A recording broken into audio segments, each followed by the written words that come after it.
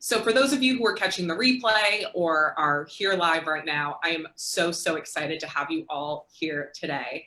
I have with me Kimberly Hamilton, who is a money expert and founder of Beworth Finance. Now, I'll let her give her formal introduction, but I just want to tell you why I have her here today and why I love her so much. So we met last summer at an Elevate event, I believe it was, speed networking. So almost like speed dating. And we hit it off right away. We're both from Long Island. We both have curly hair, and my hair is not too curly today. And we had a very similar mission in terms of empowering women to live life on their own terms. And she approaches this from a financial expert, and from a financial perspective. I've been following Kimberly for the last year, and I've learned so much from her. I think she gives a really straightforward, no nonsense approach when it comes to money. And she also has walked her talk. And so she'll be telling you more about her story and what she does. So Kimberly, thank you so much for bringing your expertise to the group today. And please tell us more about you, your background. We'd love to get to know you better. Sure. Thank you for having me. Hello to everyone that's joining us today. I can't see the comments, but know that we'll be keeping track of those as we go along as well. So whatever you're saying, Krista will be parroting back to me. So I'm Kimberly, like Krista said, from New York, but I live in Washington, D.C. now. I'm based here. And I started Beworth Finance as a way to empower women really in the personal finance space, but it really grew out of a gap I sort of identified in my own personal finance journey before I started my company and dealing with my own student debt and realizing that a lot of the personal finance information out there was really confusing, was all, given out by white old men that I didn't relate to. It was super intimidating understanding the jargon and things like that. And I just realized there was a space to be able to break that down. But more than imparting the information, really giving women and millennials more broadly confidence to manage their own finances. It's not something people are often taught in schools. That's something that's starting to change now, which I'm really excited about. It's a field or an industry or a process that women generationally have been excluded from. So I think there are a lot of understandable reasons why people can feel fear or anxiety or confusion when it comes to money, but it could really be something that's used as the tool to get you where you want to go. And that's different for everybody, right? Whether that's in your personal life or your business. So I started Beworth Finance as a way to communicate that information. I provide one-on-one coaching courses, and I have a blog as well. So I'll stop there for now. I'm sure we'll get into some additional questions, and I'm happy to go more into my story. But when Krista mentioned that some of the clients that she deals with had been bringing, personal finance issues up in the conversations you were having, I thought, oh my gosh, this could be a really cool way for me to connect with you all and answer any questions you all have. So excited to be here.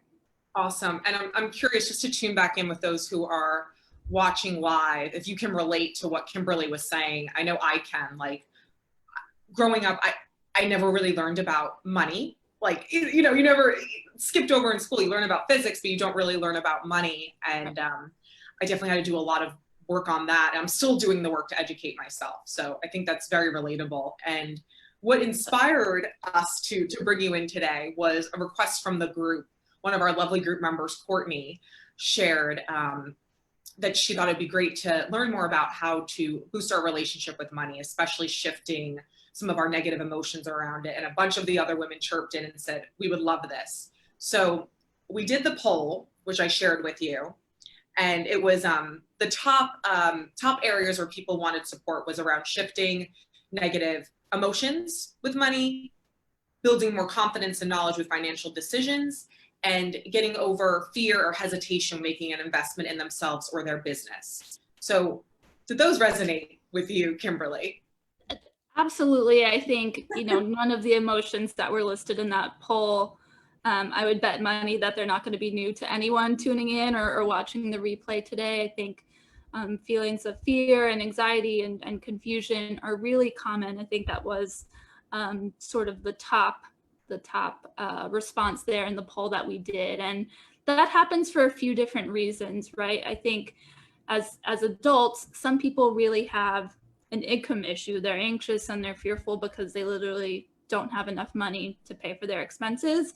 But 99% of people, it's more an issue dealing with money management and education and how they were raised. There are, you mentioned your family didn't talk about money, neither did mine. A lot of people also have extremely, not just wasn't talked about, but maybe really negative experiences. People fight over money. There are things like that that maybe stick with you. I think what it's sort of important to realize, important to sort of look back and identify some of those feelings you may have where they may stem from not necessarily the money you have in your bank account or your wallet, but really other experiences that you've had. And it can be really difficult to, have sometimes necessary conversations with friends or family members or partners, even surrounding money. But I think it's important to have those and realize that even if you may have feelings concerning finances that stem from when you were younger, educating yourself now, we all start, from somewhere. And so educating yourself now as to how you can use money as a tool tends to give women and clients that I work with sort of a feeling of more control. So maybe they're not exactly where they want to be, but educating yourself to learn that slowly but surely you can get there, and that coming up with a plan and doing that helps you get over that anxiety a little bit. I love what you're saying, and so many great things that we're going to continue talking about it. But on one hand, I think what you're saying, I see this with coaching, like the emotions around the money, it's not necessarily about the money. It's about something else, and really addressing what's going on there, combined with an external strategy, it sounds like you're saying, to help them reach their goals.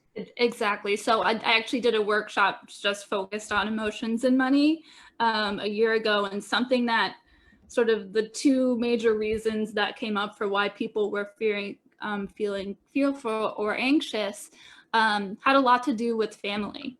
And it wasn't always sort of a negative experience, but the feeling, a lot of the people I was dealing with felt like they were making pretty good money, but the guilt they have about spending on family and things like that, and obligations that maybe they weren't dealing with as much.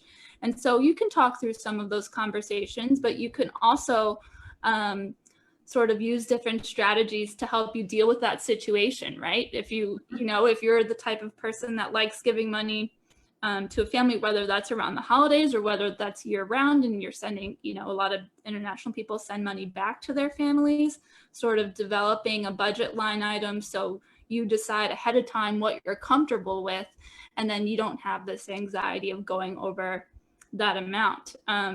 A similar, not dealing with relationships, but a similar measure you can take in terms of feeling more in control is starting to slowly build up an emergency fund, so you don't feel as anxious that you're constantly going to have to revert to credit card debt. A lot of people, credit card debt is a crisis, student debt is a crisis. And so a lot of people already have that and have a lot of anxiety about paying that off or building onto that. So that's one sort of practical measure you can take to fight against that. But correct, to sum up what you said, that it's not always the actual tangible money that you have in your account. It's a lot of emotions as well. No, I love this. So there's so many things. So I do want you to share your story about, I think it's incredible about how you with student debt, kind of a low paying, when I say low paying, I mean like the starting salaries are not glamorous in DC, even with the cost of living. I would want to hear your story, but I also want to go back to just what you said there about growing up. A lot of our relationship with money is a lot of times rooted in our experience growing up. And that was specifically what sparked this inspiration for this webinar. I would love to hear, what do you recommend if someone, they're recognizing like, okay, I have these beliefs around money and I know it's coming from my family, like in my upbringing. How do you recommend someone work through those things? Mm-hmm.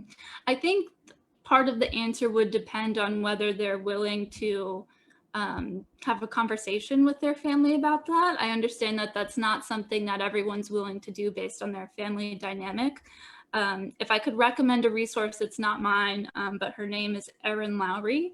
She's an author, and she does a lot of work in developing scripts and talking points of how to walk through uncomfortable situations specifically related to money, that I think is really amazing. And she's coming out with a new book on that, I think in the next few months. So I would recommend her. But I think a lot of that is going to come down through, one, can you have a conversation? Are you comfortable doing that? And is a conversation around setting boundaries when it comes to money and family, is that going to be helpful?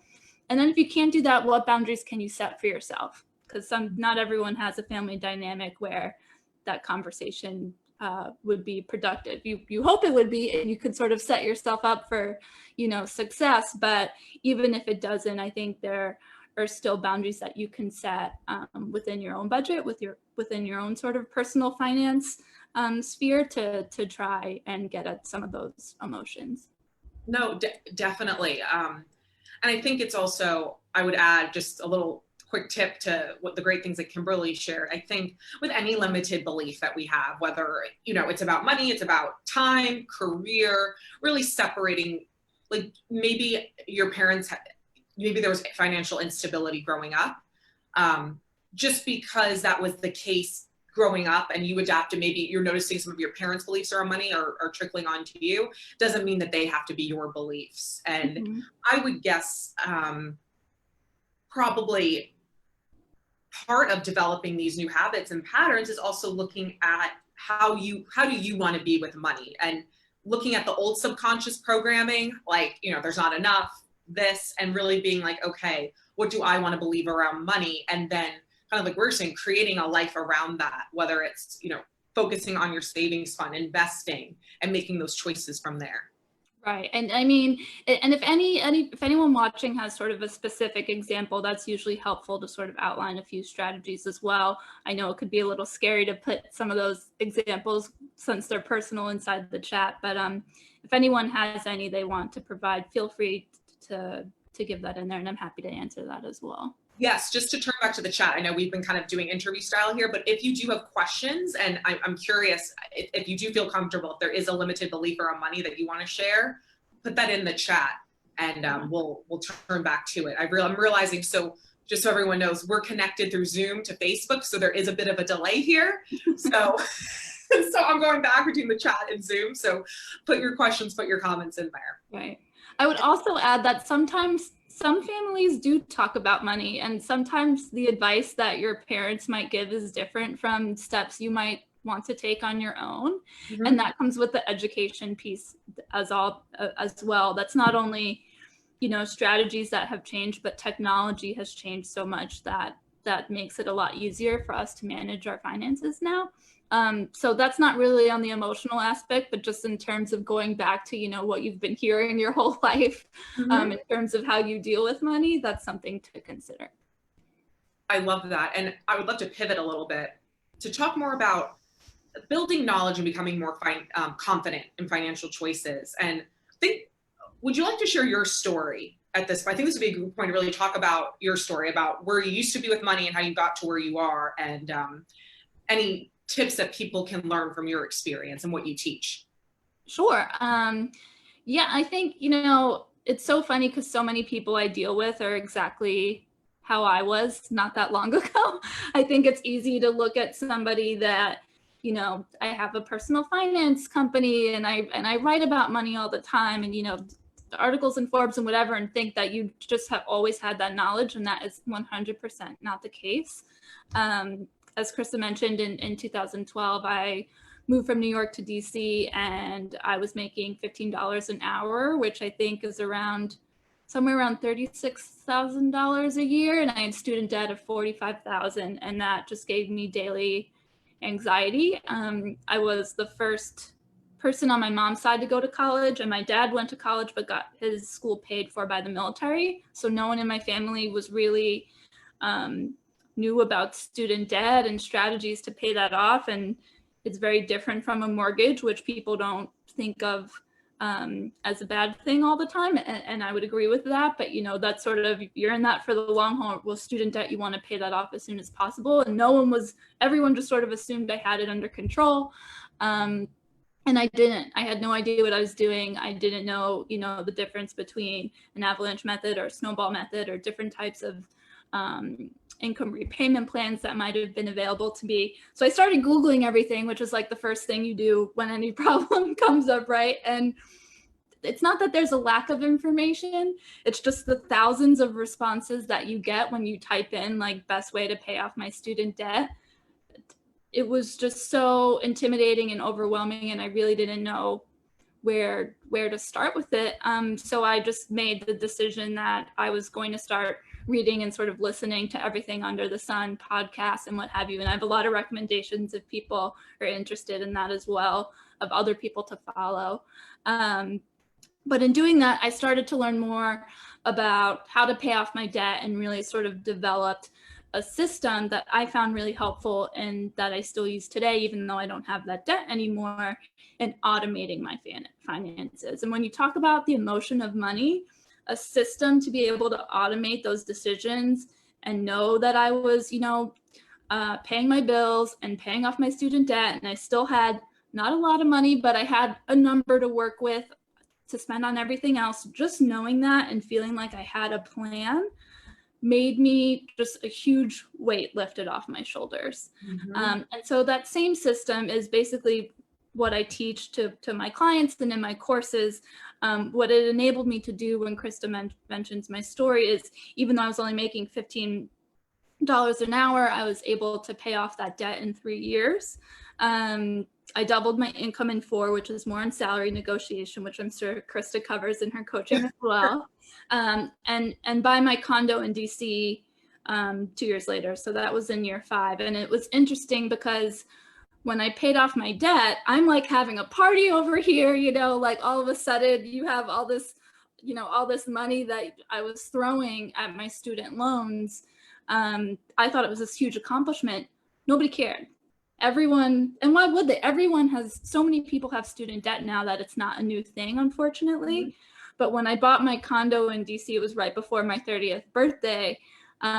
People started asking, okay, what are you doing? How did you do this? How did you save? Or I actually invested to be able to come up with the funds for part of my condo as well. And so that's where things sort of got interesting. This is all before I started Beworth Finance, but from there, sort of transferring the discipline that I developed and using sort of this automated structure. Instead of paying off my debt, I just took that money and started investing. And so being able to do that and feeling like I wasn't having to make day-to-day decisions. I wasn't worried about if I was spending $5 on, a coffee or not. It didn't matter because everything was sort of automated. And but I think the first step in that was really deciding, okay, I'm gonna sit down and I'm gonna get educated about this. And it's not my fault that it's something that I wasn't taught or I didn't, grow up hearing about, or my parents didn't know. I have a great relationship with my family. They just didn't have the information. Absolutely. So, starting that process, I think, is where we all start. And as women, I've spoken about this with you before, Krista, it wasn't until like the mid 70s where we couldn't be discriminated against to access credit. It wasn't until 1988 where, up until that point, we needed a male relative to sign a business loan. And so when you start thinking of those things, and those are just legal, those are just regulations. That's not even really what happens after when you're dealing with communities of color and how they've been excluded from, the mortgage market.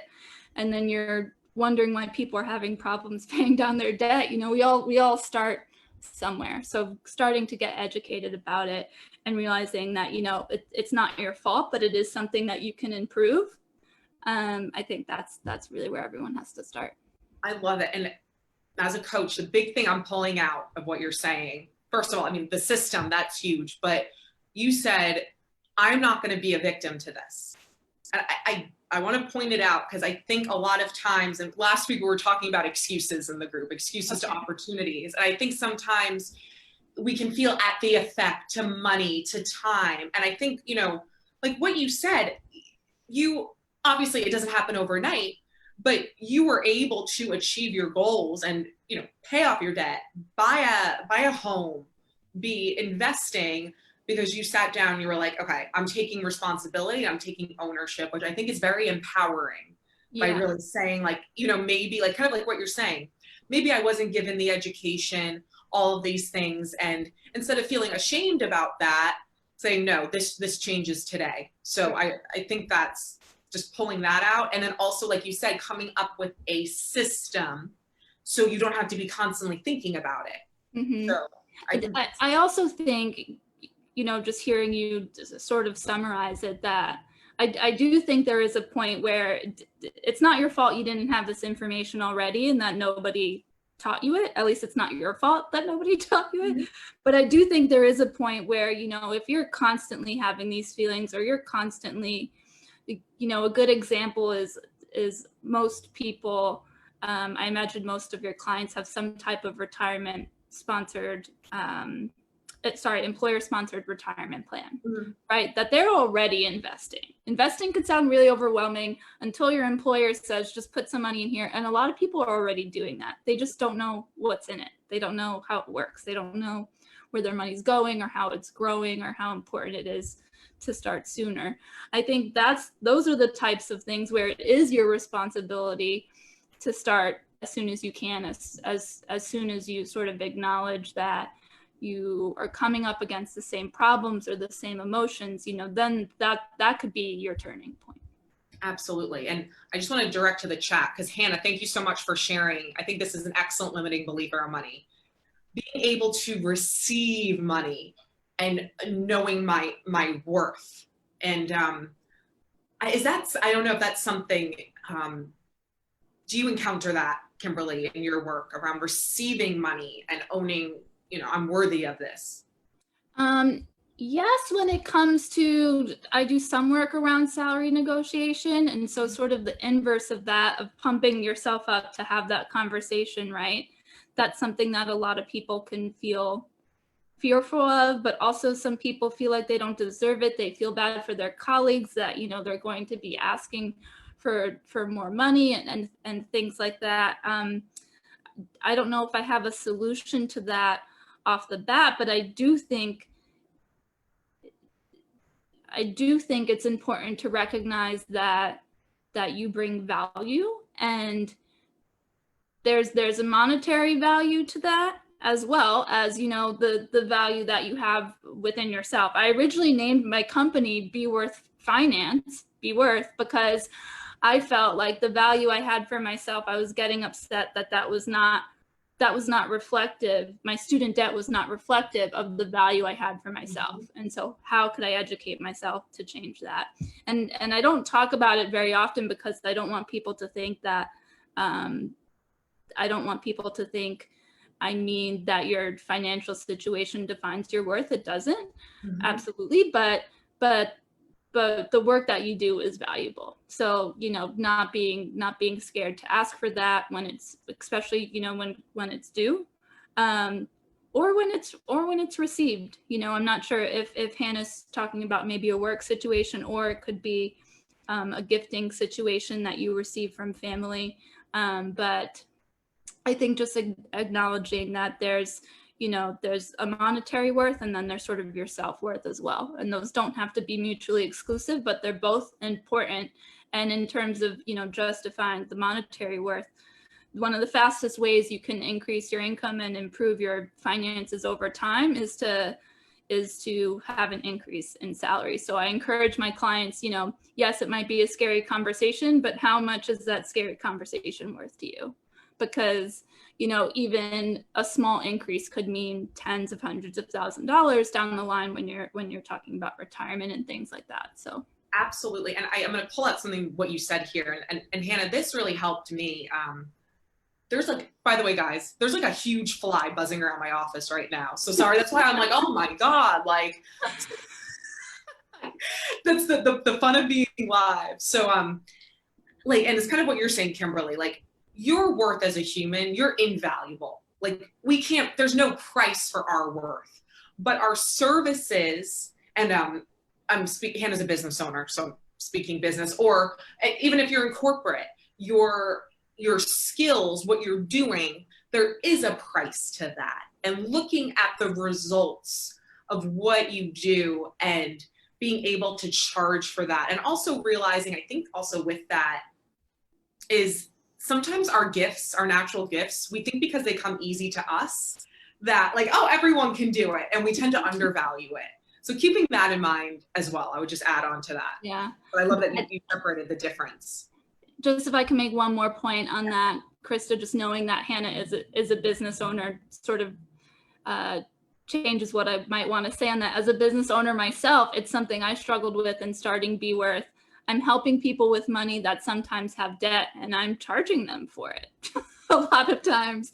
But, you know, I had to come to terms with the fact that hopefully what I'm teaching them is going to help them pay themselves back in spades, right? So not undermining the value of your services or the products that you're bringing just because people have to pay for them. That's, you know, that's sort of the hit we have to take as a business owner, right? But I think particularly when if it helps with my own example, dealing with people that have issues with money or want to get better with money and charging for that. At first I was like, what type of oxymoron is this? But you know, when a client tells me that they changed their life, or I see they make even, you know, just a $50 extra investment a month, that's paying themselves back already. So I'm so glad you said that. And from a business owner, I never thought I had self-worth money issues until I started a business, right? Because it's your business is so much, it's more intertwined. I think you get a little bit more enmeshed. And I love what you're saying there, and Hannah does transformational work as well.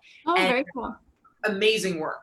And like kind of like what you're saying, what's the return on that people are getting? Like when you're in really a lot of businesses, like you're delivering a service, there's a return on that investment, but that they're making with you. So looking at that, it's not just the hours you're giving and whatnot. So I'm so glad you said that. So we're coming on 7 o'clock and I feel like you've been giving so much great value. I'm going to ask, let's see, I'll try to keep it to like 2 more questions, and then ladies in the comments section. Oh, good. Courtney, it looks like Courtney's chirping in. Hannah, that makes sense. Awesome. If you guys have questions, because we're going to do a Q&A at the end, but because there is a delay, if you do have questions, put them in now and we'll get to them at the Q&A. So we went to that. I would love to hear from you, like,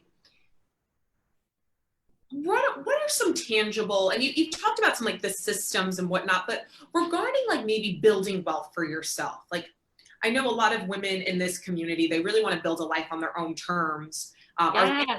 Yeah, I think lead the life you love. So, and a theme for this month is about taking risks and, you know, pursuing freedom, taking an unconventional path. How can you set yourself up financially? What are some tangible things that we can do financially in order to really lead the life we love? Sure. Yeah. You know, I'm not sure how unconventional they're going to be, but they are important, and they are, you know, especially, I understand you have some business owners in your group, Krista, and when it comes to starting a business, but it doesn't have to be that. It could be any sort of major expense that you're dealing with. I think you'll feel better. A lot of times what we think of risks are just things that are out of our comfort zone, right? When I think of risk, I think of financial risk. So things that you really want, tangible things that you really want to have in place when you're looking to pivot your business, or you're looking to save for a home, or whatever sort of the next major step is in your life. There are certain things that you want to prioritize, right? And I try to steer people away from thinking, especially because debt is such a big problem in America. I try to get people away from thinking, I need to pay off all of my debt. Some people have like $150,000 or more in student debt, right? Credit card debt is another mountain to tackle. And so it's not necessarily the case that you need to pay off all your student debt before you start your business, before you have a home, before you can start a family. A lot of times there's not enough years to do all of those things in sort of this truncated basket. So it doesn't need to be so sequential, but you do want to prioritize a few things. So just to like really break that down, make sure you have an emergency fund. As a business owner, I have one for personally, and I have an emergency fund for my business as well, because you can go into debt there as well. Especially, I know a lot of people now or bootstrapping and sort of cash flowing their own business. So Mhm. making sure you have an emergency fund, sort of the standard that you'll hear with that is 3 to 6 months, which can sound of living expenses, which can sound like a lot. Don't worry about having all of that at one time. Maybe if you're starting a business, yes, but from the personal standpoint, start small. Start, with $1,000. Try to up it to 5 over time, and then you can start growing that. If you have an employer-sponsored retirement account, you want to be at least meeting your match there. I cannot underscore how important it is, or I guess the opportunity costs involved in starting to invest later in life. Even a year can make the difference. If you have a 20 or 30-year runway to when you retire, starting even a year earlier can make the difference of tens or potentially hundreds of thousands of dollars. So you want to start as soon as you can, at least meeting your employer match. But something I was never told when I first started working was that you want to increase that over time. So try just a percentage point every year. It's something you're probably not going to notice. Again, you don't want to bring a ton of anxiety and double it overnight, but start increasing that as soon as you can. And, then if you're talking about starting a business and you really have your personal finances separated from your business finances, maybe running, a cash flow projection for your business and trying to figure out what you need to put away every month to be able to sustain that over time. So the worst thing you want to do, you don't want to put so much effort. You mentioned a business is so personal, Krista. You don't want to put so much effort and time and elbow grease into starting your business, and then at the end of the year find out, it's normal for businesses when they start to be in the red in the beginning, but you want to be able to still cover the expenses that are really vital to your business and to the rest of your life. Something on the personal finance side that I recommend for a lot of clients that maybe people do, but they don't think consciously about, is called a sinking fund. So if you have a really large expense, I tend to use vacations or sometimes wedding season over the course of a year, pre-coronavirus times, or holiday shopping. If you have something that or tax payments as a business owner, if you have something that is going to cost you a lot of money over the course of a year, try to estimate that and split it into monthly payments, 12 monthly payments, so that you can budget for that over time. So there are tangible things that you can do. You don't want to be surprised, right? No one's going to say that it's going to be easy, but you want to, sort of the big components are to educate yourself, plan ahead, and try to get rid of as many surprises as you can, because then you'll be in a more comfortable position to invest, which is where your wealth is really going to come from. Yes. Whether that's in yourself or your business. A lot of people feel like if their income is in a position that they can negotiate, or, that even if that's something that's not changing over time, you can still have a huge impact on your financial future by investing earlier with the money that you do have, as opposed to just relying on a new source of income coming in. And so just want to mention that as well, because I know not everyone's a business owner, and not everyone may be in a position where they feel they can drastically change their income, especially with the economic situation right now. But investing is something that you can start doing, or educate yourself now to start doing later, that can help you with that. I love this. I feel like we could go on. We might have to do a part 2, especially investing. I'll personally share with the group, a priority for myself the rest of the year is continuing to really educate myself more on finances. Give myself, a B-, but I'm not bad. I used to be an F, I would say. So I've picked myself up. But I think also, if I may just add a little tidbit in, because you're talking about investing, I think even if there's ways that, you're not saying multiple sources of income, but if there are exploring other sources of income as well, that maybe might not be a big financial start. Even if it's just I know my fiance's sister, my soon-to-be sister-in-law, she's a nurse, and on her off days, she dog walks, and she's just saving that money and letting it go up. Things like that, where if you want to be saving more money, I think it's always good to diversify your income, which I'm sure you would probably say absolutely. Yeah, I'm a big fan of side hustles as well. I don't I don't have too many of them anymore, but I certainly did back in the day when I was trying to pay off my debt. I would, resell things on Craigslist, and there are all different types of things you can do. Sometimes when I'm working with clients one-on-one, I'll challenge them to do like a no spend week, or try not to, like a freeze your spending Monday through Friday, just to come up with a little extra money to be able to invest at the end of the month. So yeah, big fan of side hustles and doing sort of those little things as well. They really do all add up. If you have debt, same concept. Maybe you're not in a position to invest heavily, but even if you could put 5 or 20, or it doesn't have to be an extra $500 every month, anything extra that you could put towards your principals going to help pay that down faster, so that you're in a better position to invest sooner. And so you sort of have to look at personal finance on sort of like this continuum, right? Because your priorities will change and your life circumstances will always change, but sort of the strategies that you're using, and those are things I don't think we can, cover too much on the call, but when you start educating yourself and learning about different tax advantages and things like that, I know some people's eyes tend to glaze over, but those are really the things that over time can really change your life, or the life for, your family moving forward. I love it. And what I love about you, the way you teach this, is it's very empowering. Like I'm sure, again, I know there's a delay, but from the women who are watching this, and those of you catching the replay, like I feel like, wow, like if I sit down, educate myself, potentially work with someone like Kimberly, invest in a course or something like that, like you can do this and you can like kick ass. Like, and even what you're saying, like, maybe you can't put $500 away, but like 5, 10, 20, like focusing on those little things that you can do. And, I talk about this with business coaching. I tell my clients, it's a compound effect. Like the relationships you're building now, it builds over time. And just kind of like what you're saying with finances, it's like taking those steps now to create the future you want. Yeah. And I think the cool part about sort of diving into the personal finance area is sharing that information as well. I do it through my business, but I have clients that, now have sort of made it a priority to talk with their parents to try and educate them more as they're moving towards retirement. It's something that I think women have been excluded from, a lot of communities have been excluded from, but now, with the internet, the onus is sort of on all of us.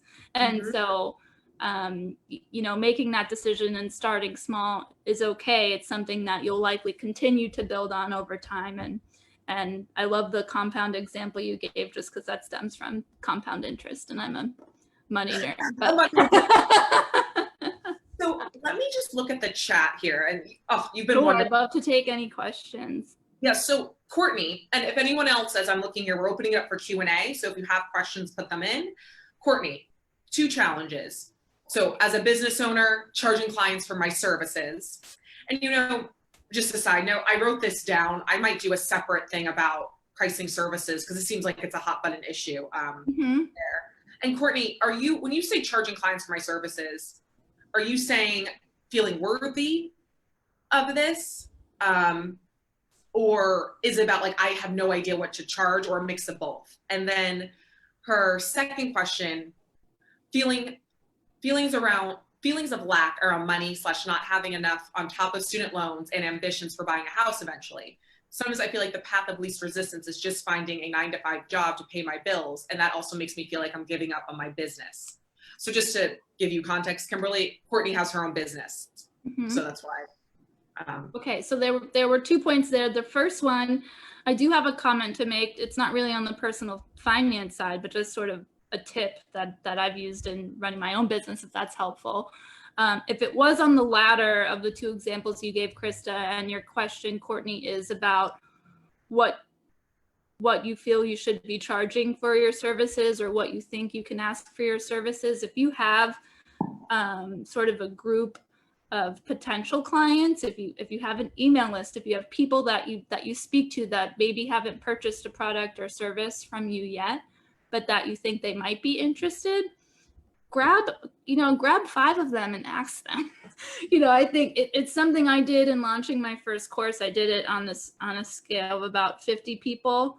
I asked for their feedback on a sales page and that's how I framed it, right? I was like, I'm releasing this product. I see you're really engaged. I appreciate all the feedback you've given me to date. Do you want to provide, some opinions on this? They gave me some feedback. I made the changes. I offered them a discount, and sort of early bird pricing. And that sort of helped me validate the price for my first course. So it's not personal finance, but it's something a coach that I used taught me. And I found it really helpful engaging a price for a particular product that's different. If your question was really geared more on, the emotions of charging someone for a product. And the second, there was a second question. It was around, some ladies are saying, I just want to make sure you hear this.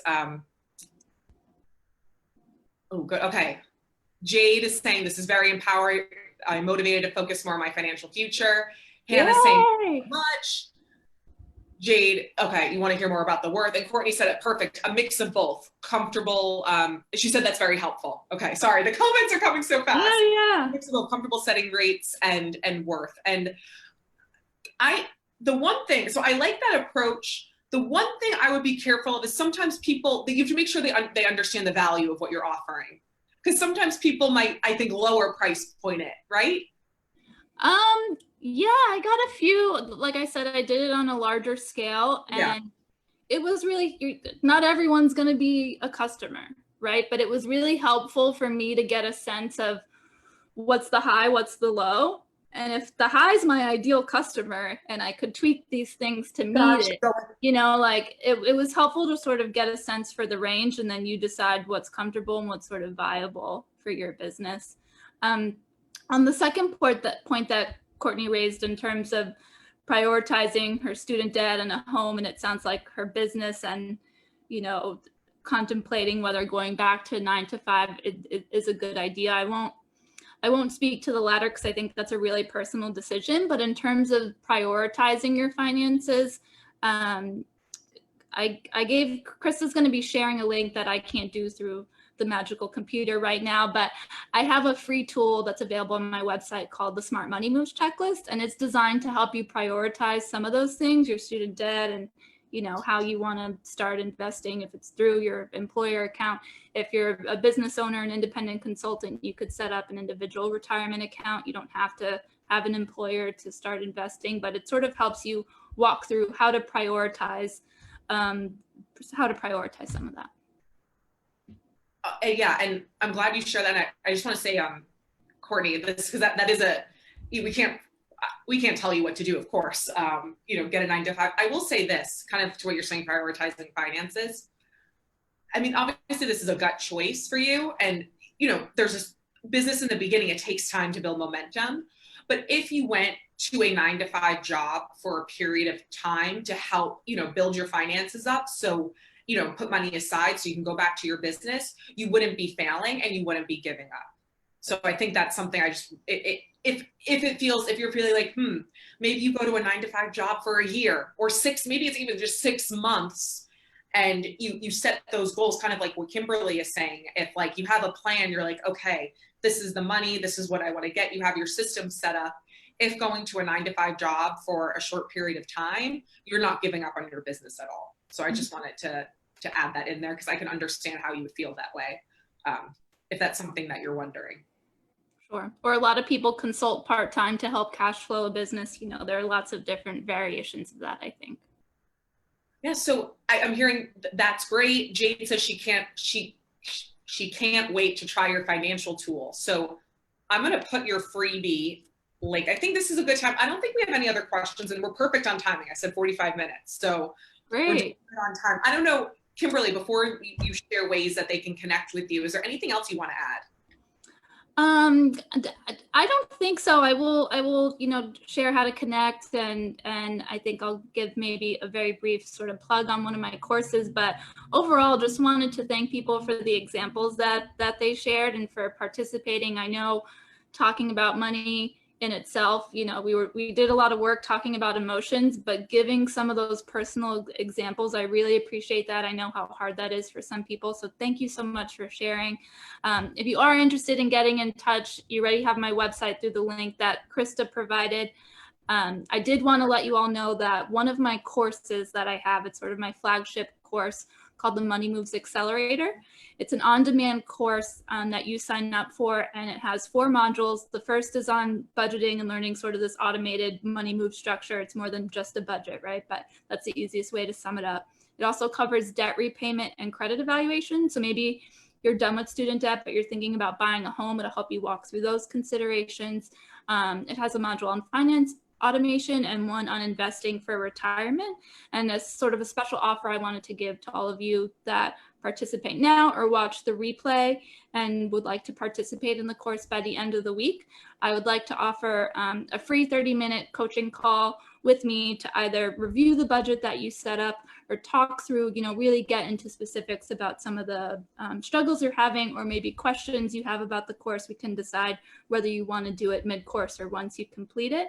But just wanted to let you know that that offer is on the table as well, and we'll be following up with a link to that also.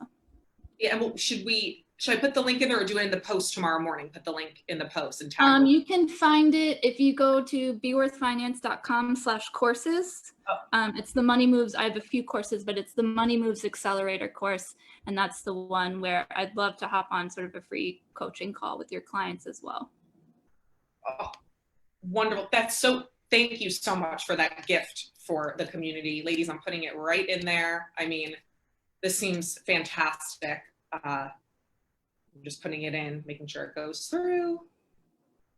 I think it's, you know, I do one-on-one coaching now, but I started off with courses because I know not everyone's going to be as forthcoming with some of their finances. So I find it easier to sort of take a course for some people to walk through that themselves. And then obviously we could connect on it later. If anyone has any quick questions, you could reach me at info@beworthfinance.com anytime, and I'm happy to answer those as well. But just thank you so much for having me and for answering the poll to begin with. I mean, the engagement was really exciting, and glad you all could take part tonight. Oh, thank you so much, Kimberly. And yes, guys, connect with Kimberly. She's the shit. She's awesome, as you can see.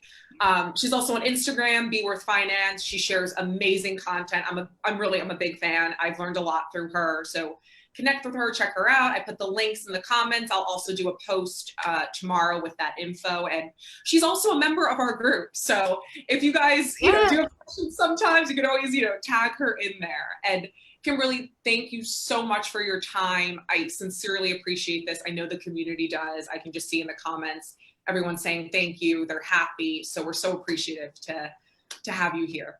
Oh, thank you for having me, and hope to be in touch with some of you moving forward.